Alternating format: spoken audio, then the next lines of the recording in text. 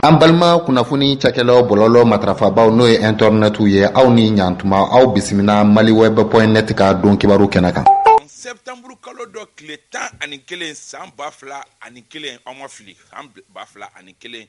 o kɛra jihadikɛlɛ ni an bɛ a wele bibi na ko terrorisme o yangaliba fɔlɔ ye ka sɔrɔ kɛ o don de maa dɔw donna avion fila kɔnɔ ka ala minɛ ka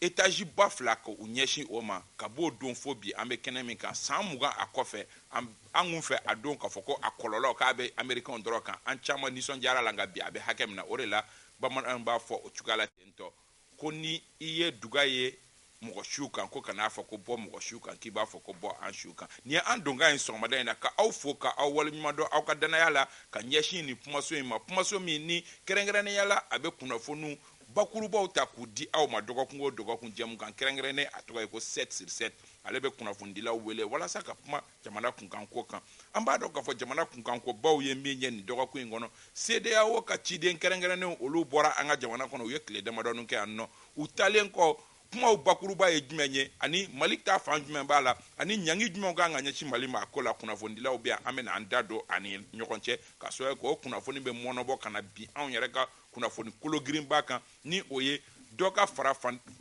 cɛfurancɛ fanga yanga ka wa dɔ kana fara a kan o kuma cayalen don an ka jamana kɔnɔ bi an b'a nɛn don ni ɲɔgɔn cɛ n'an bɔra yen nɔ fɛn min ye an ka Cour suprême ye gɛlɛyaba bɛ olu fana maaw ni ɲɔgɔn cɛ a kɛra sababu ye fo min ye premier avocat général ye Cheikh Mohamed Cherif Kone ale yɛrɛ ka cakɛ min n'a bɛ wele ko décret o abrogera dɔgɔkun in kɔnɔ an bɛna nɛn don o dossier fana kɔnɔna la o la maa welelenw sɔgɔmada in na walasa ka kunnafoni a jɛnjɛn Malik Konate ka bɔ Hɔrɔn TV la Malik i ni ɲankuma kaba an b'aw bɛɛ lajɛlen fo an bɛ renouveau baarakɛla bɛɛ lajɛlen fo o kɔfɛ ka se ka foli bila maa o maa b'an lamɛn Mali kɔnɔ ani Mali kɔ kan ka taa kɔrɔn fɛ ka taa fo tilebi fɛ ka bɛɛ lajɛlen fo barokɛɲɔgɔn fana bɛ plateau sanfɛ k'u bɛɛ lajɛlen fo ka fɔ sori fana na k'an ka mise à jour kɛ an ka kɔrɔlen to yen an ka kurako ɲɛɲini cogo min Mali kura bɛ jɔ an bɛna tila k'o kuma fɔ Sori Ibrahim Diallo i ni ɲankuma n tiɲɔgɔnw fana fo minnu bɛ sanga in kɔnɔ plateau kan minnu bɛ ka lamɛnni kɛ minnu bɛ ka filɛli kɛ Mali kɔnɔ Mali kɔ kan ko bɛɛ lajɛlen ni ɲankuma ala ka jamana basigi jamana marabagaw ala ka ta fanga d'u ma ala ka danaya halibi ala ka timɛ ala ka hinɛ tabaw la amina yarabi Idrissa Sidibe janjo masa hali n'a y'a sɔrɔ a kun famana an ma a seginna ka na kɛnɛ kɔnɔ Idrissa Sidibe i ni ɲankuma an b'a kaba an b'i fo ani an bɛ renouveau télé lajɛbaa ni radio lamɛnbaaw ni jɛmukan in lamɛnbaa n'a lajɛbaa bɛɛ fana fo ani ka laban ka co-débatteurs fana bɛɛ fo ka fɔ an bɛna kɔrɔfɔ minnu bɔ an da an ye jateminɛ mun ni an ka bilasiralikanw an bɛ dugawu kɛ ala k'a kɛ jamana jɔsen dɔw ye amina yarabi Kureshi Sise nin t'a fana ye siɲɛ fɔlɔ ye kɛnɛ in kan hali n'o y'a sɔrɔ a ka nali ka suma Kureshi Sise bɛ baara kɛ Mali Tribune na ni o ye an kɔrɔkɛba Alexis Kalambiri ka gafe an bɛ a yɛrɛ fo Kureshi i ni ɲankuma a b'an ɲankuma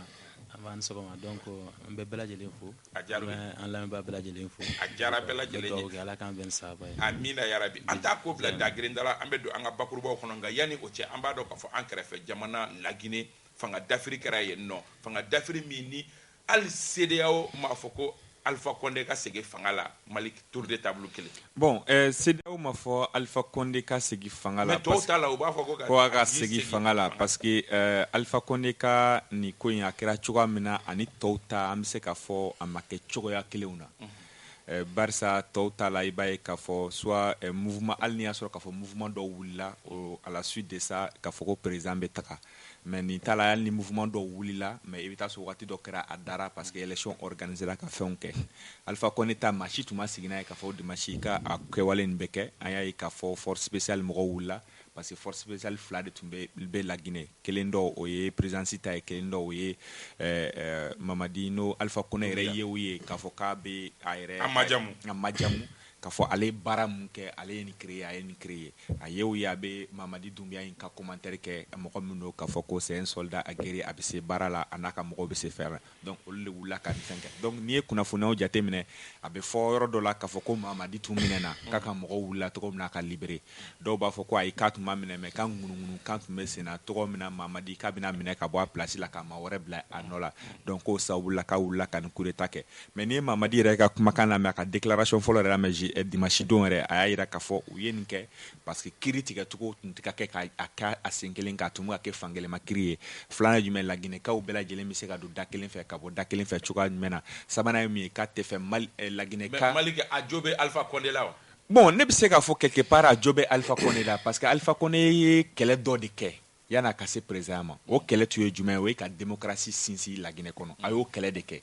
o démocratie sinsin Laginɛ kɔnɔ e y'o kɛlɛ kɛ fo ka na kɛ président fɔlɔ min ni élection kɛra ka organiser ka sigi e nana ka mandat fɔlɔ kɛ ka tila ka mandat filanan kɛ ne hakili la k'a fɔ i y'i ka combat gagné déjà hali n'i y'a sɔrɔ ale tun danna mandat fɔlɔ dɔrɔn ma ka taa a tun bɛ taa n'o titre parce que a tun bɛ fɔ a ye nin kɛlɛ kɛ fo ka na se waati min na a ye fanga sɔrɔ a ye fanga bila a ye démocratie to yen ka taga mais ni e nana ka tila ka démocratie yɛrɛ fɛnɛ piétiner c'est-à-dire ka constitution yɛlɛma ka k'i sago ye ka tila n kɔ tuguni maa minnu tun bɛ yen waati min na e tun bɛ opposition na ne minɛna ka datugu ne e tun b'o dénonciation kɛ e yɛrɛ tila ka opposition maa dɔw minɛ k'olu don kaso la ka tila ka dɔw bali ka manifestation ka tila ka dɔw yɛrɛ bali ka voyager o kɔrɔ b'a jira k'a fɔ e ye combat kɛ mun kama ani e nana fanga la i y'a bɛɛ lajɛlen changer donc a bɛ se k'a fɔ a yɛrɛ ka fɛn laɲininen don nin ko in Janjo CEDEAO a balila bɛɛ la CEDEAO ni fanga d'Afrique kɛra an ka jamana ninnu kɔnɔ CEDEAO b'a fɔ k'a fɔ ko u ka kuma fɔlɔ ye min ye ko jamanakuntigi ka segin a place la nka Alpha Condé ta in na an m'o mɛn. Oui, CEDEAO ka gɛlɛn u ka sin ka girin k'a fɔ parce que Maliki ye min fɔ il faut que tariku ka ɲininka fɔlɔ tariku ye jumɛn ye o ye jamana sariya sunba bayɛlɛmali kaba ni donni min na i bɛ fanga na n'i y'a wajibiya cogo dɔ la a na kɛ hali n'a man di jamanadenw ye hali n'a sɔrɔ peut-être CEDEAO walima tɔn wɛrɛw t'a fɛ k'u yɛrɛ interférer a kɔnɔna na nka a tɛ kɛ ni mɔgɔw ka wasa ye bi yan'a don kun ka se ni kun y'a jateminɛ ka Laginɛkaw dasumusumu bɛɛ b'a dɔn dɛsɛ de kama Alpha Condé sigiko sabanan kɛra alors donc CEDEAO fana a mana kɛ cogo o cogo u man ka sin ka girin ka wuli k'a fɔ k'u bɛ kuma dɔw fɔ i b'a sɔrɔ politiquement message dɔw de u y'o de lasɔrɔ mais nin kɛlen kɔnɔna na a bɛ se k'a fɔ contestation minnu n k'a fɔ manifestation minnu kɛra a bɛɛ kɛra de dɛmɛ de ka ɲɛsin mun ye wale kɛ donc ba ma n'i da cogo min na sɔmɔnɔw b'i mɔti hakili la n'a sɔrɔ CEDEAO tun y'a ɲini ko Alpha Condé ka segin ka na u bisimilali min kɛra Laginɛ kun ma da la n'a tun bɛ kɛ donc k'a fɔ dɔrɔn k'a fɔ Alpha Condé dɔrɔn tɛ mɔgɔ bamanankan fɔlɔ b'a fɔ ko n'i tɛ fa to la i sigi kuma i b'o jateminɛ anw ka farafin jamana ninnu bɛnkan sɛbɛn ninnu tant que ni u b'a k'u sago ye u bi laban gɛlɛya minɛ kɔnɔ ta kana t'a la. Ayiwa Kureshi an y'a ye k'a fɔ Ibrahim Boubacar Keita ka fanga dafililen CEDEAO mɔgɔw ka fɛn fɔlɔ tun ye min ye ko ka jamanakuntigi sigi a nɔ la nka Alpha Condé ta in na o ma bɔ a la e b'a analyser cogo di. Bon i b'a dɔn a tɛ se ka dissocier quoi mun ye Alpha Condé sɔrɔ ani mun ye IBK sɔrɔ c'est très a bɛɛ ye kelen u ka surun ɲɔgɔn na a bɛɛ ye kelen en quelque sorte. moi je vais le dire n bɛna fɔ c'est de forcer parce que constitution yɛlɛmani a bɛ constitution kɔnɔ de o ça c'est une ouverture puisque kuma dɔ la jamana bɛ se ka bɛn ni président ɲuman dɔ ye et que jamanadenw yɛrɛ tɛ fɛ a tigi ka taa o de possibilité de troisième mandat in bɛ na olu cogoya de la i b'a sɔrɔ an bɛ révision constitutionnelle kɛ ka taa république wɛrɛ la et qui ouvre la possibilité c'est que président in ka se ka to yen mais n'o ka sɔrɔ a kɛra ni jamanadenw ka kanu de ye n'o ka sɔrɔ a kɛra ni jamanadenw ka yamaruya de ye i b'a ye protection populaire bɛ k'a tigi la mais n'i y'a forcer c'est comme 2018 élection na on sait aussi que IBK o de ye IBK affaibli sinon la CEDEAO a des dispositifs coup d'état tɛ se ka kɛ président fɛn démocratiquement élu coup d'état tɛ se ka k'a la o n'i ka jamanadenw b'i kɔ avec la CEDEAO militaire bɛ se ka sigi o kunna cogo di c'est le seul protectorat que nous avons sinon mun bɛ se mun na o b'o ta ka bɔ yen est ce que y'a faamu donc o de la mun ye Alpha Condé sɔrɔ ani IBK ta c'est très similaire même si ni u bɛɛ tɛ i b'a fɔ ni troisième mandat bɛ ale ta la o tɛ IBK ta la mais voilà ce qu'il faut se dire président il faut qu'ils arrêtent de forcer les mandats il faut qu'ils arrêtent de forcer les élections puisque a bɛ na ni insécurité ba de b'a la olu yɛrɛ ma et pourtant fɛn mun ye problème fana ni se kɛra président ma dɔrɔn a kɔlɔlɔ ka bon jamana ma kojugu est ce que y'a faamu donc président ninnu yɛrɛ u k'a bila u kunna k'a fɔ olu quand il devient la première institution ka kɛ jamana kunkanko ɲɛnabɔba fɔlɔ ye donc u k'u farati comportement dɔ la a bɛ jamana yɛrɛ de sɛgɛn kojugu donc ce qui a fait que coup d'état mun kɛra fɛn na même s'il y a des coulisses par exemple i b'a dɔn CEDEAO jusqu'à présent on suppose qu'il va faire ordre de bord kana ka du ou ma comportement donc majaw be CEDEAO yɛrɛ la. Non, il faut voir seulement jusqu'à présent moi je n'ai pas eu de communiqué de l'État français sur le cas de comment dirais-je de Alpha Condé. Non, France a condamné. Moi j'ai vu que voilà, mais est-ce que oui, mais est-ce que à Kereba faut tout à clair comme Nakafo, Namaketa, on va rompre avec vous des menaces comme ça. Moi, j'ai vu, c'est quand même c'est très léger. Et pourtant, kuma caman ŋunuŋunukan bɛ k'a fɔ il y a discordance ba de bɛ France ni Alpha Condé cɛ sur des questions minières. Donc il faut aussi an fana ka nin comportement France y'o jamana tɔw CEDEAO ani anw an bɛɛ ka jɛ ka nin comportement sugu dabila, c'est-à-dire dɔ bɛ ɲa la dɔ bɛ ɲa cɛlakaw fana na. Alpha Condé fana man ɲi mais réellement est-ce que n'i y'a ko in lajɛ question géopolitique n'i ye ko in lajɛ quand même n'i kɔni ye ko in lajɛ géopolitiquement n'i ye ko in lajɛ géopolitiquement quand même on a du chemin à faire, ça veut dire jusqu'à présent puisque ni an ka manipulation ka président sigi influence géopolitique ka k'a la fɛnw ka k'a la là on peut comprendre mais n'a fɔra ka président fana bɔ yen tuguni avec même des coups d'état o fana influence géopolitique 21e siècle là aujourd'hui moi je pense que il est temps pour l'Afrique de l'Ouest de se mettre en question. Est-ce qu'il y a femme donc an yɛrɛ k'a lajɛ donc e dalen b'a la k'a fɔ ko France de non je n'avance pas ça ne k'i ma de n'i ko lajɛ non ne k'i ma ne k'i ma n'i ye kow lajɛ à l'interne ce qui s'est passé c'est qu'Alpha Condé a un mandat forcé mais coulisses fana dans la question géopolitique parce que ni fɛn o fɛn arrivera jamana la i b'a ta au niveau nationalement au niveau interne local ka yɛlɛ i b'a ye fana question géopolitique fana parce que hali n'i y'a mɛn CEDEAO c'est communautaire ça rentre dans le cadre de la géopolitique parce que ni Maga ma kɛ président la CEDEAO ka kuma tɛ o est-ce que puisque CEDEAO bɛ mun na dɔrɔn c'est qu'il y ait des présidents démocratiquement élus dans la communauté CEDEAO et qu'il soit protégé. Donc c'est la première mission de la CEDEAO. Donc n'an bɔra communauté CEDEAO kɔnɔ la an bɛna obligatoirement dans la géopolitique et géopolitique là la Guinée au Sénégal ou en haut notre première force c'est la France et la France vraiment elle ne joue pas bien les cartes. Sori Ibrahim Diallo. Kaba ni kuma dir'i ma bɛɛ kɔfɛ wagati dɔ la i ka fɔta bɛ dɔgɔya. Oui, on a ta o ta. La CEDEAO a failli à ses missions depuis longtemps. O de gɛlɛya bɛ an kan farafinna yɛrɛ kɔnɔ. Cogo di? Jɛkulu don an sigira ka hakili jagabɔ kɛ. Ni gɛlɛya ye an sɔrɔ, an bɛ se ka dɛmɛ don an yɛrɛ ma cogo di ka bɔ gɛlɛya kɔnɔ. CEDEAO sigikun filɛ. Mais la France aujourd'hui Kourechi y'a fɔ, c'est-à-dire peut-être ale bɛ ka musalaka dɔɔni kɛ kuma la quoi, mais ne bɛ en tori tɛgɛ yɔrɔ jɛlen don en tori tɛgɛ ye min ye Faransi de ye coup d'état in kɛ Alpha Condé la o sorry bien sûr cogo di ka sababu kɛ la Guinée aujourd'hui la Guinée est fière avec Alpha Condé au temps de Lassana Condé an ye min ye la Guinée sur manifestation ba in bɛ kɔfɛ ne bɛna le o n b'a daluya n b'a walawala pour que aw ka se ka faamu n b'a walawala Alpha Condé y'a yira Faransi la min bɛ ka kɛ Faransi fɛ ale ka jamana kɔnɔ a tɛ diya n'a ye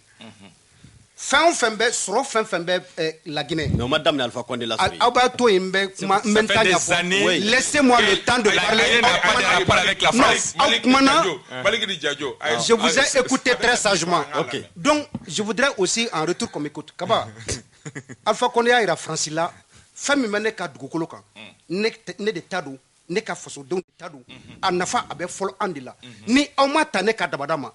sɔrɔ min bɛ aw ni ne cɛ ne b'a tigɛ o tigɛli de kɔlɔlɔ filɛ Alpha Condé kɔ bi Alpha Condé an bɛɛ y'a ye o a bɔra an ka kurantigɛba wagati la a ma bɔ kɛ disi gosi wa e m'a vidéo ye wa a ye min fɔ Bamakɔ ma ko ni kuran kun tigɛra ko malidenw b'a fɔ k'an bɛ La Guinée de ko alors ko ni kuran tigɛ kɛra k'a bɛ fɔ ko Kaba a b'a disi gosi parce que a nana ni yɛlɛma min ye La Guinée économie la o de la Alpha Condé b'a disi gosi Alpha Condé pendant les 2 années son problème c'est pas le 3e mandat son problème a été tout simplement a ye sɔrɔ min tigɛ Faransi la Faransi de ma jan n'o ye mais 3e mandat fɛnɛ pourquoi 3e mandat non mais il y a pas eu de manifestation nin ko ko ani non attends je vous en prie ce coup d'état là je vous en prie manifestation le 3e mandat Kaba 3e mandat tɛmɛna fo ka Alpha sigi k'i sigi kosɛbɛ ka ɲina o problème yɛrɛ kɔ je vous en prie Malik j'arrive i b'a dɔn Assimi ka coup d'état kɛlen c'est-à-dire le cas d'Alpha Condé c'est le balayeur balayé Assimi ye coup d'état kɛ yan Assimi et Mamadi Doumbouya Kaba c'est des amis ils ont fait la même formation la CEDEAO n'a pas cautionné en son temps mais ni Fransi bɛ Doumbouya Kaba ne m'o fɔ non c'est la kuma donda moi mon problème c'est quoi non c'est-à-dire laissez-moi le temps de m'expliquer parce que quand vous parlez moi je vous écoute mun n'aw tɛ ne lamɛn je vous en prie gɛlɛya min yɛrɛ Mali sɔrɔ o ye CEDEAO ka pression ye parce que président minnu bɛ CEDEAO kɔnɔ olu y'a ye Mali kɔnɔ ni an ma Mali n'an ma sere Mali da la anga sɔrɔsi minnu bɛ an ka jamana kɔnɔ est ce que u yɛrɛ tɛna hakilina dɔ sɔrɔ ka nin kɛwale sugu kɛ an fɛ et ça a été le cas. Assimi connaît parfaitement Mamadi Doumbouya. Ils ont fait la même formation. Ou formation clé de Kekaba. Au coup d'état qu'elle est. Alpha Condé méfie Kosobe parce que Moko ya failli. Méfie-toi de Mamadi Doumbouya. Alpha Condé. Donc, au-delà, aye frère Bella Djelenteke. Mamadi Doumbouya, ka sosobalu ka anofe, ka boa placer la walma kamine. Mamadi Doumbouya de Konama. Mais, à travers les complots de la France et des États-Unis. C'est ça justement. Bon, quand même. Aka ressources nous ba ka jamana kono. Ressources nous ba ka jamana kono. Ressources est une calcul ça. Non, juste une calcul. Laissez-moi le temps. Sorry. Ame puma fa. Non, Menima. Nikma diranima ayene tourner kanta. Menima. Mais vous me perturbez dans mes débats. Non, moi je te perturbe pas. Non, c'est que l'été Obedou. Ah, ça n'ingale mi. Ça kaba ne ba faire sur le camion. Ni ngate kenela, était une calcul. Non, je pense que Souri il be aye hakila folo munundi ka fo peut-être siga be français là ou bien anye Mamadi Ka Kibara mais chogomina peut-être qui fait un lien avec la France ni dana Ouma au Kibara là ne be yere au konnana mais quand il fait peut-être le lien personnel de Mamadi Doumbouya et de Assimi Goïta et puis c'est pas évident seulement qu'a faut Assimi parce que Assimi kelende Mali coup d'état non. Parce que au final dans mon tarikou dit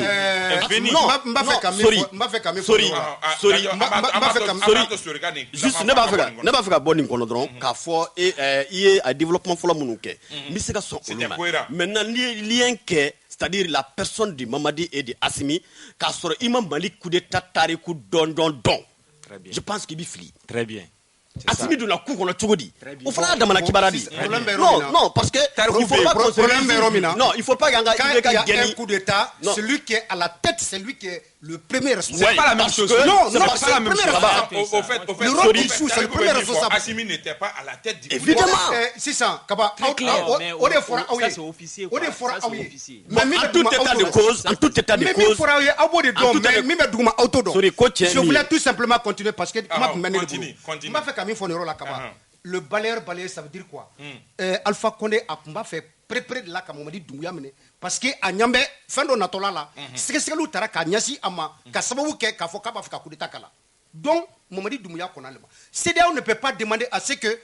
Alpha Condé retourne parce que la CEDEAO aujourd'hui est sous le diktat de la France. Ce n'est plus pour les Africains, c'est pour les États africains. C'est la France qui manipule la CEDEAO. Donc, Alpha Condé Kalmeka, Francica n'a pas créé.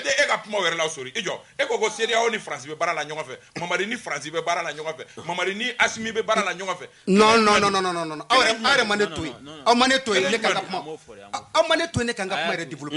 C'est-à-dire, vous me perturbez dans mes analyses et ce qui fait que...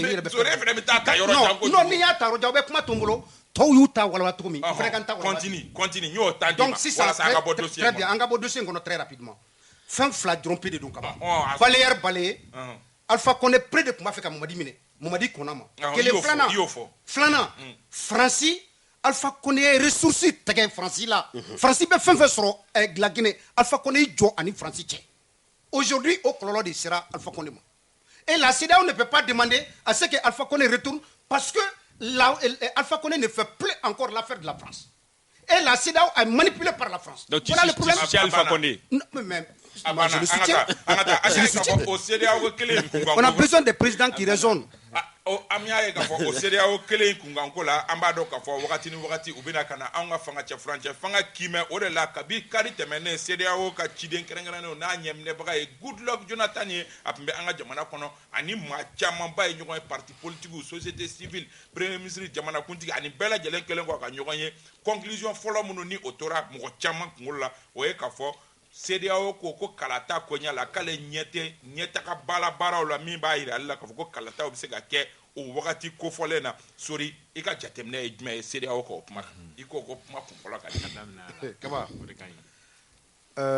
ne roina amanga jamana murabagaw fo parce que il est effort baquet malgré que mamunun be no ba fait ka flidon barata bolo la chogodi ou bora ka mankan ci ko ka kalafli kɛ il faut reconnaître que kalafli tɛ kɛla munun bɛ ka mankan ci ka kalafli kɛ dɛ olu tɛ kala yɛrɛ tabaga ye. On a l'impression qu'ils ne connaissent pas les réalités du pays. Asimi anaka Asimi yana ta charte de ko kalo 10 ani segin kɛ fanga cɛ furancɛ fanga la. Charte ye jumɛn ye? C'est an de tɛ wa? Oui. An de ma charte bila kan kan. Mais a yiralen bɛ charte kɔnɔ k'a tɛ se ka yɛlɛma wa kaba. Ayi. Donc c'est simple.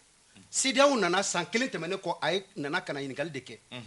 Aw bɛ yɔrɔ min bi aw ye layidukan min ta a bɛ cogo di baara bɛ ka kɛ cogo di lamɛnni kɛla ɲɛfɔliw kɛra. Ni n ko n bɛ an ka gouvernement fo o ye kumakan min n'u y'a di don tɛmɛnenw na hali bi o kumakan kelen u b'o de nɔ la. Mais an yɛrɛ an maliyɛnw an minnu bɛ Mali kɔnɔ yan ni an de bɛ taa kala ta ni an de bɛ ɲininka a fɔra ko an ka sigi ka fɔ ko an ka sɔn o ma ni an sɔnna sigi ka sɔn o ma an kana bɛɛ hali ka diya denni kɛra concertation nationale o kɛra dialogue national o kɛra ka na se denni ma olu bɛnkan sɛbɛn minnu bɛ yen ni sigi ka fɔ bɛ kɛ o kan an de bɛ o lajɛ hali bi wagati kofɔlen est ce que kalafili bɛ se ka kɛ jaabi min bɛ bɔ o kɔnɔ o de bɛ na CEDEAO ka laɲini walima CEDEAO ka ɲininkali jaabi. Ayiwa CEDEAO ko ale ɲɛ tɛ fɛn ba la min b'a jira k'a fɔ ko kalata bɛ se ka kɛ nka a y'a wajibiya ko kalata dun k'a ka kɛ a wagati la Kureshi. Ouais, bɛɛ b'a dɔn il faut qu'il y ait un concept dɔ faamu quoi. N'i y'a mɛn transition o 18 mois o an k'a kɛ tan c'est parce que CEDEAO bɛ yen ni CEDEAO tɛ yen nɔ ni kuma tɛ yen koyi. O la jumɛn bɛ kɛ? Sɔrɔdasi fanga kɛ mun bɛ se o de b'i sigi. C'est la CEDEAO notre protectorat. An ka taa démocratie la an ka taa même ka fanga kɛ a ka bɔ peut-être a ka état de siège éviter ou bien ka état d'exception éviter ka na transition na. C'est parce qu'il y a la CEDEAO.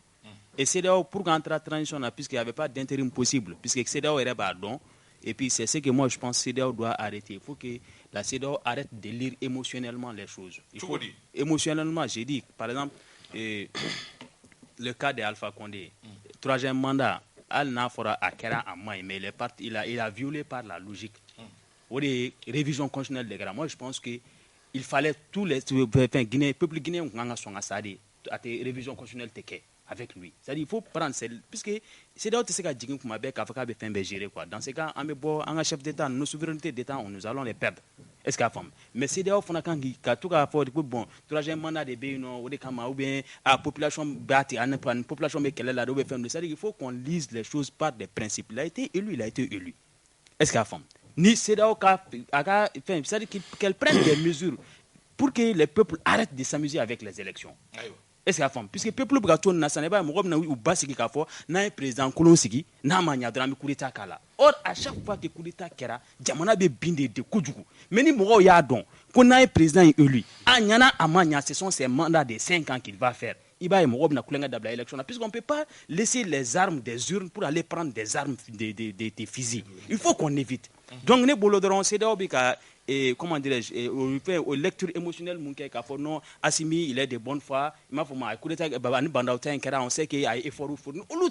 faut qu'on arrête de lire émotionnellement les choses c'est des principes ayenita au benani ne kan il faut les respecter. D'accord. Donc CEDEAO ka kuma ka foko élection ka kana ke ni CEDEAO te Assimita kama jigi marché ka élection ke oui mo ga me ga kule bi ka foko M5 ka fata ka tanto ni CEDEAO te ote nawo. Le M5 n'allait jamais être associé avec ces militaires-là. Donc, c'est parce que CEDEAO est Assimi convoqué et puis il sait qu'il doit avoir une base populaire après lui. Donc, M5 fera et pour aller affronter la CEDEAO. Donc, CEDEAO fera bon. Donc, il faut se dire que on ne peut pas maltraiter la CEDEAO. Il faut que les Maliens arrêtent de dire à la communauté en protéger. Puisque ni Assimi Kain, c'est une chance. Maintenant, Maïdou. Oui. Donc, le paradoxe de Nbala, nous lui règne bala kafoko et faut été mis mais kalata. Bon, effectivement, Olubuka est hacké de Kono Kaba, ou hacké du mais d'ailleurs Magara charte là, c'est ça. Et politiquement, on fait oui ou des kanake. Mais suri dasira kuma doma, c'est-à-dire Watimi Soumana Kadi. Nia jatimine yoro bengan seben yer wal machati yere kondana il n'était pas prévu que Assimika banda ou possible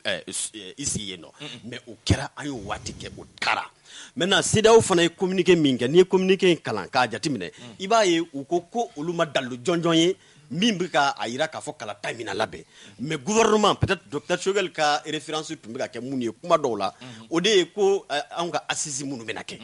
alors o assise in kɔnɔna na hakili la a y'a fɔ conférence ni dialogue ninnu kɔfɛ bi c'est-à-dire n'a ma ɲɛ Kuresi ka kɔrɔfɔ kɔnɔna ko CEDEAO walima an ka fɛn bɛɛ ye olu ye moi à mon entendement non CEDEAO ye tɔn de ye tɔn min ni jamanaw c'est-à-dire jamana minnu ni u jɔlen bɛ u kolo la anw fɛ yan nɔ nin bi bɛn nin ti bɛn ni Asimi ni a ka jamakulu ye jamanadenw ka hakilina sɔrɔ bi n'a sɔrɔ bɛ ka sigikafɔ min fɔ i y'a faamu sigikafɔ in n'a sera ka labɛn k'a daminɛ commune na arrondissement na cercle la chose région na ka na au niveau national et les recommandations là u ka bɔ k'a fɔ i n'a fɔ Choguel taara CNT ɲɛkɔrɔ don min ko recommandation minnu n'olu bilara ka kɔrɔ tɔw jigin ta tigɛ ten malidenw ka bɛn o kan. Parce qu'avant la CEDEAO, c'est l'État souverain d'abord qui est là. Mais il ne faut pas que l'influence, peut-être, nous devons CEDEAO, ou peut-être l'opinion internationale, donc il ne faut pas que l'influence soit en wajibia, qu'à fin de que nous avons un principe. Maintenant, baby ka hake de konabe doni na kobi. Ni ay gouvernement kembe ka rétention d'information ou rétention de communication par rapport au chronogramme des élections. Olu fala buka fere de kono. U b'a fɛ ka kibaruw lasɔrɔ ka maliyɛnw hakililaw lasɔrɔ suru n'a ɲɔgɔnna minnu bɛ yen bi n'olu b'a la k'a fɔ ko dɔ ka fara a kan a ka fara a kan ni dalilu hali ni dalilu tɛ u bolo. hali CEDEAO ka laɲini ye o ye. non CEDEAO ka laɲini ye o ye. parce que voilà donc CEDEAO ka communiqué c'est-à-dire n'i ye communiqué in jateminɛ i b'a ye bɛɛ b'i ka hakɛ de kɔnɔ jusqu'à preuve du contraire. CEDEAO jusqu'à preuve du contraire tant que charte in kɔnɔ kɔngɔ kɛyɔrɔ ma yɛlɛma olu b'u basé k'a fɔ Mali ko k'o bɛ kalata labɛn kalo 18 kɔnɔ. et donc nous ɲɛ b'a la k'a fɔ ko ligne tɛ ka bouger u y'o fana kuma fɔ parce que organisme yɛrɛ kan k'a kɛ jusqu'à preuve du contraire CEDEAO t'o labɛn Mali de b'o labɛn o dun ma kɛ fɔlɔ donc olu b'u ta kɔnɔ maintenant les politiques aussi minnu fana k'a fɔ ko olu mago bɛ y'a faamu la kalata la a ka kɛ a kuma na et puis ça c'est de communication politique c'est très normal mais les gens peut-être comme sori n'u n'a ɲɔgɔnna minnu bɛ yen k'a fɔ u b'a fɛ ka dɛmɛɲɔgɔnya kɛ k'a sɔrɔ hali dalilu t'a la. Je pense que nous faisons beaucoup de choses. Aïwa, Malik, CEDEAO a communiqué, il va y avoir un paradoxe dans la CEDEAO a reconnu qu'il sincèrement, faut été mis par le Kalata, mais CEDEAO a attaqué Kalata. Kawa anga okuma latile, ma faut été mumba sur la Kalata beke ko baramake. Mumba ira ka fo Kalata beke la. Voilà, mais faut été mumba ira Kalata beke ke. Mais baramake menale o nyate barala ka fo kanga transition marabao ye barake baramba ira ka fo ku be fe kata election o be fe kata kalafili la donc me fe ka mun fodron ni ya me afro atitima Amadou Toumani Touré ma ko kangelentigi aka transition gara kalo kangelentigi Amadou Toumani Touré folo da folo ma ka ay kalo juluke transition na kalo ta andani tani kelen tun dirama tani kelen dirama ay barake ka gun derem tla mala yoro ko a tiere la bara totora fitini ay kalo saba faraka pour ko ka dafa o makewa kalo saba de faraka tani kelen saba faraka ke tan nani e jonguna a respecté ou pas c'était kalo ta an woro à élection organisée et les 2/3 du pays étaient occupés à l'époque mais à élection organisée en yere ko ka nyon kala tanyina mama ke Mali kono parce que Ibrahim Bouar Keïta sigira togo mina am président délégation Mali kono mun kera tincoko la o flana sabana e fin du mec kaba et c'est ka kebe jekul do kono kete fin respecté transition ko ina on est en délai fixé o a wagati la menali a wagati la ministère de la défense et kaba no hakiliba équilibre la quant au ministère de la défense la a fora ku be fait ka transition ke sans sabayi ama fawa mais wage mabo donc a démenti wa ko c'est faux ko malé on mana be mun ka ko transition bo kodi entre concertation ko alnia sur ka fo ko o rapport tra falen akara mais o tra fo akara ko 18 mois ni 18 mois direma e sigite ntuko la e ma barake o fene ka boye a do ba fo ne ko no ko gouvernement falena yani ka Choguel sigi folo Choguel nyingala ko totora ni jole bara be se ka ko na Choguel mu fo abi se ka ke Choguel mu fo me se ka nga programme ti ni programme na abi se ka ke ni bara to ko na e o bela jelen ka o be bane ko fe e ka tlagi jongo to ko no ke e programme ti ko teke délai alors que yana e ka no me be délai to do e ka communiquer do kono e a seben ka bla ka fo ko na be se ka baram ke yani election ti abo ke transition kono ni transition ko fa ni président sigira ni président krom menale o be so ka barato continue e ro fo ya seben kono e ka tlaka ke premier ministre ko ma e ka tlaka ga chronogramme ti e be délai todo e ka tlaka kando ke ka programme ti le ko ti a transition kono c'est comme e yitude maintenant menale me fait me kaba il t'a dit ton matin tant de menale kaba non menale me fait ka mu fodro c'est da o kani kuma kanuna o be fait ka fodro déjà que c'est da o kuma kan fo be wi ali sori mi remplacer sori sigila on ya foko transition bo ka barake mais tout le monde sori yɛrɛ bɛ k'a fɔ sisan ko bɔri tɔn b'an bolo ko élection tɛ se ka organiser o kɔrɔ kɔrɔ ye min baara ma kɛ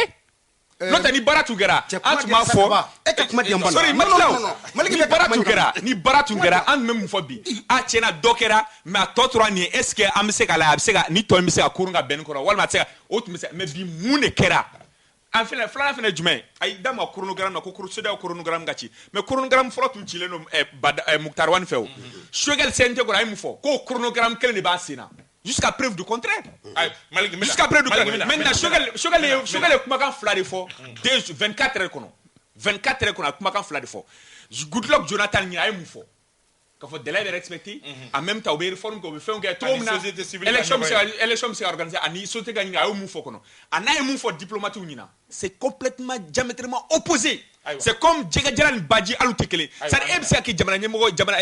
exécutif ɲɛmɔgɔ cogo di e bɛ kuma dɔ fɔ bi sini i b'o contraire fɔ sinikɛnɛ i b'o contraire fɔ jamana bɛ taa c'est-à-dire i t'a dɔn k'a fɔ ale yɛrɛ bɛ sen kelen min kan premier ministre yɛrɛ bɛ sen kelen jumɛn ale bɛ fɛ ka taa mun na bi organe unique sini assise sinikɛnɛ an bɛ taa réforme na o kɔta an b'a kɛ tan an bɛ sen kelen jumɛn kan o dɔnnen tɛ Sori Ibrahim Diallo lahalaya bɛ cogo min bi bi in na an kan ka taa prolongation na walima an ka taa kalata la avec des arguments sans répondre à Malik an ka taa o mɔgɔw ka se ka faamuya sɔrɔ non i b'i ka argument di mɔgɔw ka se ka faamuya sɔrɔ Malik ta in to yen on avance quoi on avance Malik ta in to yen i k'i ka argument di mɔgɔw ka faamuya sɔrɔ bon d'accord comme Koko je suis voilà. Mais recommandations. Argument dit. Sinon vraiment il y a des membres parce que kuna fɔlen dɔ fara Maliki fɛ. Argument minnu b'a to. D'accord, il y a pas de souci. En tout cas Malik c'est 1-0 franchement parlant. Si je continue comme ça mais je vais continuer selon tes recommandations. Ɲininkali i Koko jumɛn? An ka taa prolongation na ou pas. Jamana bɛ lahalaya min kɔnɔ argument ye jumɛn wajibi don an ka taa prolongation Sori e ka kuntila dɔɔnin don sa Sori e ka kuntila dɔɔnin don parce que ka jamana tɛ se kuntilenna koto la parce que an bɛ Mali ko de la kaban mɔgɔ bɛ Mali kɔnɔ bi bɛɛ b'a dɔn hali fatɔ ko Mali bɛ lahala min na bi kalafili tɛ se ka kɛ cogo di ni transition ko kuma bɛ se k'a fɔ bi c'est lorsque Choguel est venu comme premier ministre que transition baara daminɛ en réalité l'une des premières conditions ka élection ka kalafili labɛn kaba o ye basigi de o basigi tɛ Mali yɔrɔ si an bɛ taa kalata labɛn yɔrɔ jumɛn na jɔ den bɛ taa di fagali ma aucune stabilité dans le pays aujourd'hui donc wajibi don an bɛ basigi de nɔfɛ jamana ka basigi o fɛɛrɛw de bɛ ka tigɛ o sababu la dɔ ka fara transition kan parce que o baaraw n'o fɛɛrɛw fo wagati jumɛn kaba an bɛ 2021 de la non an bɛ san 2 fara kan maliyɛnw bɛna sigi ka fɔ ne tɛ ne bɛ ka donjan kuma de fɔ plateau in kan hakilimaw bɛna ne faamu bi min ye bi ye labɛnsogo ci tɛ kalafili la kalafili première condition sécurité o ka kɛ deuxième condition kalafili yɛrɛ n'o ye fichier électoral ye a ka lajɛya ka ban an kana don fili kɔnɔ bilen ayiwa n'o tɛmɛna ka bɔ yen parti politique u ka sigi gouvernement ka sigi organe unique kuma bɛ fɔ a bɛ se ka kɛ wa n'o tɛ se ka kɛ structure minnu bɛ yen n'o ye ministère de l'administration territoriale n'o ye direction générale aux élections n'o ye CENI ye n'o ye cour constitutionnelle ye a bɛ to olu bolo wa an ka bɛn kelen kan ni an bɛnna nin kelen kan organe unique walima o structure ka b'a kalafili a bɛ se ka kɛ mais en tant que ces conditions ne sont pas réunies ka bɔ yen i ka taa Mopti dɔrɔn ayiwa Kureshi bi bi in na jamana lahalaya bɛ cogo min prolongation ou pas argument jumɛn b'e bolo munna an b'an ka taa prolongation na munna an kan ka taa prolongation na bon ne bolo il faut éviter c'est-à-dire mɔgɔw ka coup d'état kɛ ka tila ka na ka u bɛnja kɛ au coup d'état in kɔnɔna la la première chose qu'il faut éviter c'est ça secondo ce qu'il faut éviter par exemple ale ko k'a to ko sécurité ka na fɔlɔ k'an ka sɔrɔ ka élection kɛ donc ça veut dire que ils peuvent simplement faire tout pour que sécurité kana na pour rester au pouvoir donc o bɛ na kuma jumɛn c'est-à-dire moi c'est des choses que j'ai toujours refusé mɔgɔ tɛ se ka sara k'i ka baara kɛ ka ɲa ko n'i tilala k'i sara bɛ ban k'i b'o baara kɛ k'o ban joona quoi moi c'est cet esprit là que j'ai non k'a fɔ e bɛ condition na voilà k'a fɔ sisan i n'a fɔ maçonkɛ filɛ nin ye ko n'i ye nin so jɔ ka ban n'i ye nin so jɔ don o don n bɛ 40,000 d'i ma don o don i bɛ ka 40,000 di maçonkɛ ma k'a ka nin so jɔ a laban bɛ so biriki ta kelen kelen k'a sigi puisque lui il a intérêt à ce que so jɔ kana ban est-ce que non c'est la même chose mon cher c'est la même chose ni e ko fo sécurité ka na la personne ceux qui sont au pouvoir déjà ils sont dans certains conforts ils ont certains pouvoirs ils font certaines choses bon ni e ko fo olu fo sécurité de ka na fɔlɔ puisque élection sécurité ni jamana sécurité ça fait deux choses Ce qui est sûr et certain, l'insécurité que nous vivons, c'est mondial. En bas, avec dépend en RK politique de là, ça peut prendre 20 ans, ça peut prendre 40 ans. Mais du fait que transition est-ce que c'est opportunité? Non, transition est mouillée. Transition est mouillée. C'est-à-dire, pays bora ordre constitutionnel là, quoi qu'il y a ordre constitutionnel là. Est-ce qu'il y a c'est les élections. Pays qui l'élection est bête. C'est l'élection seulement. C'est l'élection. À la différence, c'est que Fanga d'Afrila, Modo de Kama. Est-ce que nous élection? Voilà, c'est cette lecture-là. C'est cette lecture-là. Puisque moi, je vais te dire une chose, mon cher. Fanga d'Afrila, c'est comme si ni Mogo Kongolo Beka Dimi, il n'en a eu Kongolo Tique quoi. Puisque Fanga d'Afrila, comme on a ou l'ouk ni c'est très vrai. Mais coup d'état, il veut mon coup d'état, il y a Jamana Kong. Il faut qu'on se dise la vérité. Il faut que les gens pensent que fait en quittant les rails. Par exemple, voici les rails. Moi, je l'ai dit. Je dis, voici les rails. Les rails, c'est l'ordre constitutionnel. Un pays, c'est rails, c'est l'ordre constitutionnel. C'est d'être dans l'ordre constitutionnel. Ni Ibora Okono, s'il te plaît, ne t'attends pas que dans ça, tu vas avancer. Oui. Argument peut-être qu'il y a un politique qui va faire. C'est-à-dire qu'il va analyser mieux ni jusqu'à preuve du contraire. Gouvernement ani y'a fumala mara kɛbaaw ko olu bɛ élection organisée fo bi an bɛ yɔrɔ min ko bi bon ne fɛ élection fila bɛ yen o bɛ se ka kɛ élection présidentielle bɛ se ka kɛ ani élection législative olu minnu bɛ yen ni jamana jɔsenba ye u ye n'an sɔnna k'an ka to jamu fanga kɔnɔ mais n'an sɔnna peut-être an ka to fɛɛrɛw kɔnɔ fɛɛrɛ minnu ni a bɛna peut-être tɔgɔ ni y'a fumala maja ɲini ka di mara kɛbaa dɔw ma i n'a fɔ sori n'a ɲɔgɔnnaw bɛ baara minnu labɛnna bi c'est normal y'a faamu mais il y a deux élections ni jamana sɔnna parce que kureshi ye fɛn dɔ fɔ élection sécurisée ani jamana sécurisée fɛn fila don élection ni sɔn kɛra a ma peut-être assise nous kɔfɛ k'a fɔ élection présidentielle ani législative Mali b'a fɛ ka na don jɛmu fanga kɔnɔ démocratie fanga kɔnɔ an ka président sigi hali président min n'a bɛ ta peut-être au niveau chef-lieu de cercle a dɔgɔyali parce que au minimum on sait que chef-lieu de cercle nous bɛɛ la bi élection bɛ se ka labɛn donc ni jamana ye ni gouvernement sɔnnen bɛ a ma k'a b'a labɛn u kan k'a labɛn n'u fana b'a dɔn k'a fɔ prolongation ye parce que prolongation labɛn tacogo dɔ de b'a la n'a tacogo ɲɛna u fɛ u bɛ se ka réussir a la mais n'a tacogo ma ɲɛ u fɛ olu M5 ni kulu minnu farala ɲɔgɔn kan ka Burama gɛn cogo min na il faut que mara kɛbaaw fana k'u labɛn k'a dɔn maa wɛrɛw bɛ labɛn ka protestation kɛ ka marcher mais argument ye min ye c'est que mɔgɔ caman bɛ min fɔ o ye k'a fɔ jamana waɲa kun ma yen nɔ fanga dɔ taara ka bɔ yen nɔ est-ce que an bɛ girin ka taa élection na ka segin o lahalaya kelen kɔnɔna la ka continuer n'o ko kelenw ye wa mɔgɔw bɛ k'u yɛrɛ ɲininka o la a dɔ ye constitution an b'a dɔn k'a fɔ k'a y'a ka insuffisance yira kalata sɛbɛnw y'u ka insuffisance yira hali kalata lisi minnu bɛ kɛ olu y'u ka insuffisance yira an bɛ taa ten wa o dalu o an bɛ se ka taa ten n'an sɔnna ma c'est pourquoi je dis le BABA d'abord il faut avoir un minimum un président c'est-à-dire élu normalement n'an sɔnna ni président sigira ka député sigi au niveau cercle maintenant majanga minnu n'olu fɔra k'a fɔ ko an marchera olu kan olu tɛ se ka ban tile san 5 kɔnɔ c'est pas possible kaba il faut pas k'an ka ɲɔgɔn nɛgɛ olu fɛn nɔ olu tɛ se ka ban corruption tɛ se ka kɛlɛ corruption tɛ se ka ban dans 2 jours c'est pas possible maintenant n'an ko sécurité c'est-à-dire jamana bɛɛ ka kɛ i n'a fɔ an sago ye olu fana fɛrɛ tɛ anw dɔrɔn bolo bi parce que diɲɛ kɛlɛ de don maintenant argument ye min ye dɔrɔn o ye ni mara kɛbaaw sɔnnen bɛ a ma k'a fɔ élection présidentielle et législative a bɛ labɛn i y'a faamu u bɛ se k'u labɛn ça c'est n'o labɛnna sa minnu bɛna élu olu de bɛna peut-être fɛrɛ kura mun parce que a mana kɛ cogo cogo bayɛlɛma dɔw nana o Burama tun bɛ fanga na waati min na ko dɔw kɛra bi mɔgɔ tun b'a sigi n'a ye k'o bɛ se ka kɛ o corruption par exemple n'i y'o corruption ko jateminɛ bi bi na ligne bougera o kan la lutte contre la corruption les lignes ont bougé parce que dɔw bɛ na maintenant au-delà de ça également équation ba dɔ fana tun ye min ye o ye peut-être la réorganisation administrative tout ça là les lignes bougent mais k'a fɔ ko fɔ furancɛ fanga fana k'i sigi k'o bɛ ka laban u ɲɛna o bɛ dépend u b'u labɛn ka jamakulu minnu labɛn parce que une fois que n'u y'u sigi mɔgɔ wɛrɛw bɛ wuli M5 taamana cogo min kulu wɛrɛw bɛ taama parce que olu fana jamanadenw ye politique tɔnw don u tɛ sɔn fiyewu k'a to ninnu fana k'u sigi fanga kunna k'olu ka ko dɔ kɛ Malik Konate argument dɔ fana ye k'a fɔ ni labɛn n'o y'a sɔrɔ labɛnw ma sabati cogoya si la maintenant an bɛ taa élection na cogo di kaba labɛnw bɛ yen sa labɛnw bɛ se ka sabati Choguel bolo wa labɛn bɛ mɛ bannen don sori mun filɛ sori tun ye Ibrahim Boubacar février de sori min ka kuma de ja baro fana diya ye Ibrahim Boubacar Keita ka fanga bannen Ibrahim Boubacar Keita ka fanga fɔlɔ bannen 2018 Ibrahim Boubacar Keita ka maaw y'a ŋunuŋunu kuma bila k'a fɔ ko insécurité kama est-ce que élection bɛ se ka kɛ wa est-ce que an ta essayer k'a repousser dɔɔnin hali n'i y'a sɔrɔ sori Ibrahim Diallo tun bɛ ka Ibrahim Boubacar Keita soutenir a wagati i m'o mɛn ne la nka anw minnu tun bɛ yen k'a fɔ anw ko ko ayi k'a fɔ kalata ka kɛ alors que o wagati a ŋunu kuma tun bɛ ko insécurité est-ce que kalata bɛ se ka kɛ voilà kalata fana kelen an ye k'a fɔ yɔrɔ 700 ni kɔ kalata ma se ka kala insécurité sababu la mais o bɛɛ ta an ko fo kalata ka kɛ bi anw maa kelen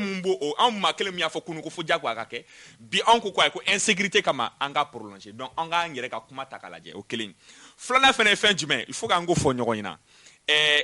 constitution ma wuli ka bɔ yen constitution tolen n'a place la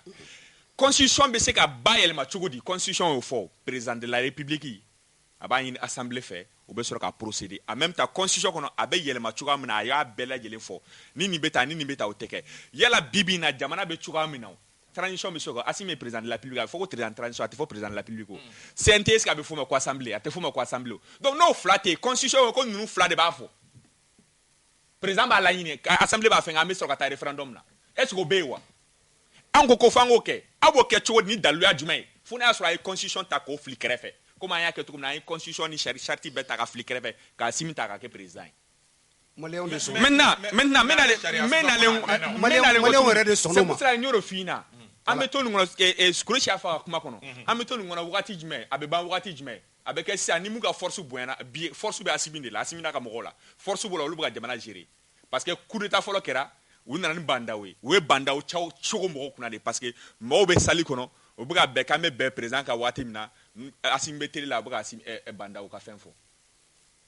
an tor'o la kalo 9 kɔfɛ u ye bandaw nkalon k'o bɔ yen u yɛrɛ y'u sigi donc a bɛ kɛ sisan ni force bɛ mun na o bɛ na k'i sigi donc an bɛ to o kɔnɔna na wa en même temps n bɛ nalen argument min fana bɛ yen fɛn man ka fara kan fɛn man ka fara kan cogo di minnu bɛ fanga la bi n'a fanga boli tigɛ kɔnɔ olu ko n'a boli tigɛ kɔnɔ olu bɛ se ka nin kɛ olu bɛ se ka nin kɛ wa olu y'a dɔn fɛnɛ yanni u kana fɛnɛ k'a fɔ ko délai tɔ min filɛ nin ye a bɛ se ka k'a kɔnɔna na wa ni baara tɔ ma se ka kɛ ko fanga kura min na u b'a tɔ continuer nka fanga donna olu tigɛ kɔnɔ bi olu ka fɛn jumɛn ale yɛrɛ min tun b'a la ko priorité kan ka di élection bɛ se ka organiser élection cɛ ɲuman bɛ se ka organiser cogo jumɛn mais bi min ale ka kumakan jumɛn ko priorité tɛ élection ye priorité ye jumɛn ye ale bolo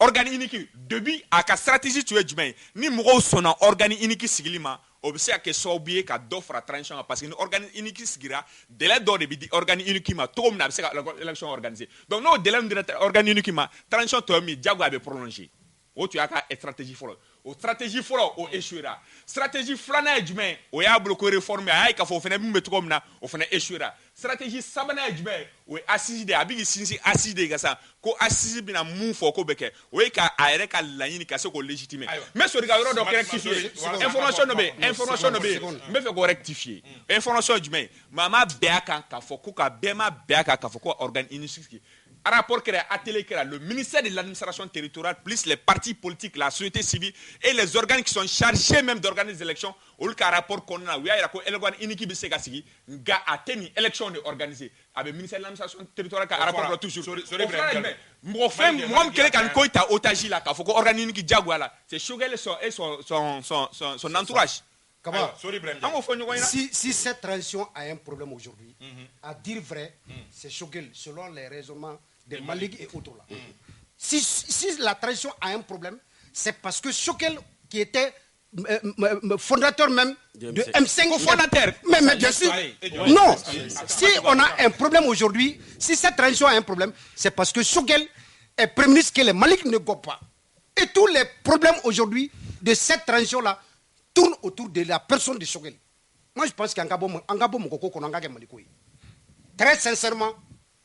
gɛlɛya min bɛ transition kan bi Choguel de premier ministre ye o bɔra M5 na M5 mɔgɔ dɔw bɛ yen olu ma jan n'o ye parce que olu ka laɲini kun t'o ye Choguel m'o gɛrɛ olu la i n'a fɔ Mali n'a ɲɔgɔnnaw an ka bɔ mɔgɔ ko la an bɛ jamana ko de la donc an ka raisonnement ye wulibali de ye quoi kaba min bɛ ka fɔ bi min ye bi ye organe unique ko de bɛ fɛn da kɔnɔ sugel da kɔnɔ structure minnu bɛ n'olu bɛ kalafili labɛn tiraillement bɛ gouvernement mɔgɔ tɔw ani sugel cɛ o yɔrɔ de la mais je l'ai dit clairement non c'est ça justement donc en tant que olu bɛɛ bɛ yen il faut k'o ka bɔ yen donc la réalité c'est ça justement voilà an b'a ye k'a fɔ an ka dossier ba filanan kɔnɔna na bɛnbaliya dugu jɛra cour suprême kɔnɔ walima an k'a fɔ yɛrɛ kiiri tigilamɔgɔw olu ka jɛkuluba bɛɛ lajɛlen kɔnɔ o bɛnbaliya o warala ka t'i yɛrɛ sɔrɔ fo cour suprême kɔnɔ a kɛra sababu ye kow sera hakɛ dɔw ma fo gouvernement yɛrɛ obligera k'i sen don a ko la Idrissa Sidibe Janjo Massa an b'a dɔn k'a fɔ ni mɔgɔ min bɛ ko in tariku dɔn i b'a dɔn k'a fɔ depuis équipement militaire nin dossier wulila o la cogo di kiiri tigilamɔgɔw bɛ se fo nin hakɛ ma kiiri kunkanko la kaba a ka gɛlɛn a bi kɛ sababu an bi don maako la parce que maako ye jumɛn ye o ye lafasatɔn minnu ni olu bɛ kiiri tigilamɔgɔw bolo bi n'an b'a dɔn Sam ni Silman bɛ yen o kɔfɛ Kone fana ye min ɲɛmɔgɔ ye o fana bɛ yen Arafina voilà o ka kan mɔgɔw k'olu tɔn ninnu dɔw tariku jateminɛ o tɔn ninnu tariku jateminɛni kɔnɔna na c'est à dire olu ka ɲɔgɔn sama hali n'a sɔrɔ a ka gɛlɛ u bolo peut-être a ka bɔ ka fɔ olu ka ɲɔgɔn sama de filɛ ka Mali bin kiiri tigilamɔgɔw k'u kari ɲɔgɔn na fo ka kɛ maloyalako ye bi maloyalako don mun na n'a fɔra ko premier avocat cour suprême na c'est-à-dire n t'a dɔn dɛ baara o baara bɛ yen tout ce qu'on exerce comme métier il y a un secret professionnel gundo dɔw de bɛ baarakɛyɔrɔ la gundo dɔw de bɛ baara kɛcogo la mais n'i y'a ye Sheriff Kone kariyara ka bɔ peut-être ka lettre sɛbɛn k'a ka nisɔngoya n'a ka kulu min ni ale y'o maa ɲɛmaa ye k'u ka nisɔngoya yira dossier in traité cogo la donc u n'u ka dalu fo ka tila ka laban ka tila tuguni ka plainte kɛ cour suprême maa ɲɛmaa kan franchement a bi maa bi yɛrɛ ɲininka yala o ninnu fana bɛ danga jumɛn na ani kiirimaw yɛrɛ dama ni ɲɔgɔn cɛ bɛ cogo di ayiwa y'a faamu parce que bi ninnu ye sujet minnu ni ma ne yɛrɛ ka ye la a man kan ka mɛn sango ka da don a la diɲɛmaa bɛɛ ɲɛna jusqu'à ce que ka tila ka taa a gɛn ka bɔ baarakɛyɔrɔ na donc bi franchement ne y'a jateminɛ n ye lecture fɛn o fɛn kɛ a la a ye n dabali ban je me suis dit que a bɔra jamana ko la a kɛra maako ye ayiwa a kɛra maako ye parce que n'i ye ninnu fɛn o fɛn ta Sheriff peut-être n'a ka jamakulu bilama tariki mun kɛra sababu ye olu ka tɔn sigi o tariku bɛ yen maa caman b'o kalama olu fana aujourd'hui est-ce que u ma dalu di mɔgɔw ma minnu bɛ ka lien kɛ peut-être Sheriff ni tɔn ni ani Bube ni ɲɔgɔn cɛ donc mɔgɔ tɛ se k'u nkalontigiya bi voilà sorry ça quand même c'est très regrettable c'est très regrettable jusqu'à ce niveau puisque Cour suprême c'est-à-dire organisme Mali Nima yɔrɔ de don quoi est-ce que c'est le pouvoir judiciaire Mali Nima yɔrɔ de don bon et puis on suppose que ni mɔgɔ bɛ taa se o ma wagati min na dans le corps élite puisque magistrat administrativement magistrat bɛ ta corps élite de fɛ minnu kalannen don ni fonction mɔgɔ bɛɛ presque quoi caman quoi est-ce que minnu kalannen don donc i bɛ taa cour suprême na avec sagesse on suppose que i mɛnna i ye échelon caman de fɛn pour que ka taa ye et que ces conflits juridico-judiciaires et politiques surtout o ka taa se ni cogo la tantôt vraiment c'est un honneur a tɛ jamana kunna wolo quoi est-ce que a faamu certains dɔw bɛ foot la m'a faamu dɔw fana ye dantɛmɛ wale kɛ quoi est-ce que moi je pensais qu'on pouvait gérer ça à l'interne nous tun bɛ se ka nin fɛn gérer ni ɲɔgɔn cɛ mais jɔn bɔra n'a ye non mun bɔra n'a ye c'est Sheriff qui a quand même vraiment qui s'est exposé voilà cogo nation de la puisque ale bɛ relever cour suprême bɛ yen mais ale bɛ parquet général de la bon parquet dun ça relève du ministère public du ministère de la justice il m'a degré de b'u nommer puis a bɛ abrogé est-ce que tu vas voir que si c'était un juge de siège ou bien un juge de juridiction Assimi tun tɛ se ka maga la est-ce que pour le conseil supérieur de la magistrature il est là ani fɛn caman ta au fin protocole ka ca kojugu mais avec seulement le parquet ministre de la justice yɛrɛ bɛ se k'e miti et ça bɛ se k'a miti ka bɔ yen ka bɔ o yɔrɔ la donc ça relève beaucoup du gouvernement c'est une partie du gouvernement dans la justice donc ale ye nin acte minnu kɛ quand même moi je dis a tun bɛ ka mun fɔ tiɲɛ don a tun bɛ ka droit kuma mun fɔ c'était du vrai droit il fallait applaudir mais est-ce qu'il était la bonne personne est-ce qu'il devrait le faire ça vraiment la question reste posée nous fana grina ka fɛn mun kɛ tantôt ka ni abroger avec force comme ça moi je pense que n'an m'an farati dɔrɔn ka ni réaction nationale ninnu kɛ c'est quand même de trop donc il faut vraiment essayer de corriger ça d'une certaine manière à l'interne puisque Sheriff Kone bɛ yɔrɔ dɔ la bi c'est-à-dire il est un haut cadre du judiciaire malien. Il faut aussi respecter ce qu'il a fait. Sori Ibrahim Diallo. Bon, Kaba, Malien, wagati dɔw la an bɛ ɲinan quoi. Ne bɛ mɔgɔw la sogin dɔɔnin. Sherifu Kone a bɛ jɛkulu min kiiritigɛlaw ka jɛkulu min kunna bi a nacogo Maliens ɲinɛna kɔ gɛlɛyaba tun bɛ kiiritigilamɔgɔw da la wagati min na ani gouvernement o wagati la ni Sam ni Silema n'u y'u jɔ i ka faamuya b'a la kiiritigilamɔgɔw bɛ se ka bila u ka hakɛ min na kɔnɔ wagati min na kalo 3 de kɛra grève la mɔgɔ min sara kaso la a barika ka bon dɛ mɔgɔ yɛrɛ tun tɛ se ka taa bilen kaso commissariat la ka sababu kɛ a tension ya wagati la o wagati de Sherifu Kone ye kiiritigilamɔgɔw janfa. Non, je précise. Non. Attends. Moi, non, écoute-moi.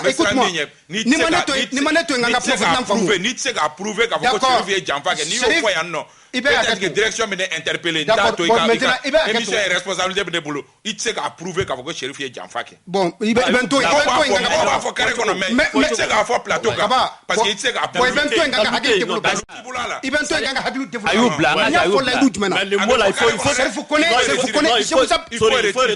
faut retrouver un autre. Bon, d'accord. Mais il faut reformuler le mot là. D'accord. Il faut reformuler le mot. D'accord. Sherifu y'u bila. Kiiritigila mɔgɔ tɔw a ye jɛkulu tɔ ninnu bila ka taa ka taa a damana ta créer. C'est normal. O mɔgɔ hakɛ o dɔnnen don. Donc o wagati la jɔn kun ye o sababu ye min kun bɛ premier ministre ya la wagati la ale kun kɛlen bɛ ka fɛɛrɛ bɛɛ tigɛ kiiritigilamɔgɔw k'u tilan pour que a ka se ka jo sɔrɔ a wagati la c'était Boubé qui était le premier ministre. Alors yɛrɛ se k'o prouver. Ah bon d'accord ne y'o de fɔ sa Kaba i bɛ ne to yen ne kan ka kumaw développer quoi parce que an ma ɲinɛ kɔ donc sisan a taara ka nommer ka kɛ premier avocat au niveau de la Cour suprême. Le président de la transition est le chef suprême des armées. Il a droit d'abroger un décret. Et d'ailleurs, allez abroger. Cour suprême na avocat munun be, juge munun be, ou sigira ka jateminɛ kɛ Sherifu Kone ka kɛwale la. Ko nin ye sariya sɔsɔli. Olu de ye laɲini sɛbɛn kɛ ka ta ka ɲɛsin ministre de la justice ma. Ministre de la justice jɔn bɛ bɔ sanfɛ kiiri bonnakun kan o ye Assimi de. Assimi y'a ka baara de kɛ o. On en veut à Assimi pour 0. A y'a ka baara de kɛ. Kiiritigilamɔgɔw yɛrɛ Sherifu Kone yɛrɛ jɛmɔgɔw olu de y'a ye k'a fɔ Sherifu Kone ka kɛwale in ani olu ka baara tagabolo a danbe n'a tabiyaw tɛ taa. Président k'i jɔ a jɔyɔrɔ la o décret de abrogera et o sariya bɛ Assimi bolo k'o kɛ o de kɛra. Kaba ka kuma in ka bɔ a kɔnɔ o min ye ni n ko k'a fɔ ko a ye janfa kɛ je le retire mais a ye tɔ ninnu bila a y'u bila kɛlɛ kɔnɔ k'u to kɛlɛ kɔnɔ k'u to dugu kɔnɔ ka taa ka kɛlɛ jɔ en tant que président du syndicat autonome de la magistrature o ka kan wa. Ayiwa o fana ye kuma wɛrɛ o y'a ka sori ne tɛna sori jaabi mais ne bɛ fɛ ka mun fɔ dɔrɔn ka mɔgɔw ka attention attirer ka kɛ décret mun abrogera l'autre jour on a dit portant abrogeant de décret c'est-à-dire décret partiel a fan kelen partiel ye jumɛn c'est comme c'est-à-dire parce que cour suprême na u bɛɛ ka décret ba kelen de kɔnɔ donc k'a fɔ ko parquet b'a damana ninnu b'a damana u bɛɛ bɛ décret ba kelen de kɔnɔ décret ba kelen jɛra k'u bɛɛ lajɛlen kɛ donc décret tɛ se ka abroger cogo si parce que n'i y'a abroger i bɛ tɔ bɛɛ lajɛlen bolo maintenant juriste b'o de fɔ k'u bɛ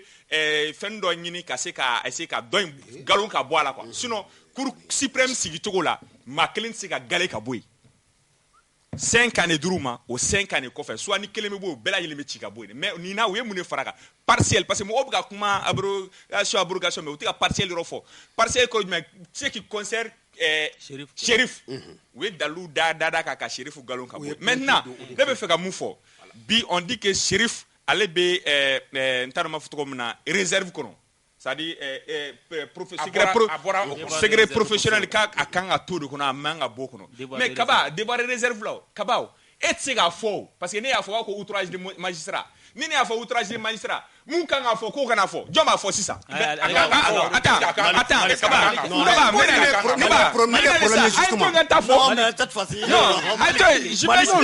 je m'explique waati tɔ tɛ bilen sa a ye to n ye kuma tɔ bolo ne y'o bɛɛ lamɛn o je m'explique aujourd'hui Kaba secret professionnel bɛ yen a kan ka man ka kuma nga bibi na fɛn dɔw sigira an ka jamana kɔ k'a kɛ sababu ye hali ni y'a sɔrɔ ne y'a ye ne bɛ se k'a fɔ nga ne dabara tɛ se k'a fɔ parce que ne y'a fɔ ne bɛ taa yɛrɛ sɔrɔ fan wɛrɛ fɛ a ko outrage de magistrat maintenant Serif fana ye mun sɔrɔ Serif ni plateau kelen kan Serif y'a fɔ yan a ye jɔ sa Kaba n bɛna ale sa oui a ma daminɛ bi sa Kaba a ma daminɛ bi sa ne y'o fɔ a ma daminɛ bi o mais yɛlɛma bɛ daminɛ fɛn dɔ de la yɛlɛma tɛ daminɛ i n'a fɔ kunun fɛn caman kɛra ka tɛmɛ Kaba ni e teriw minɛ Kaba i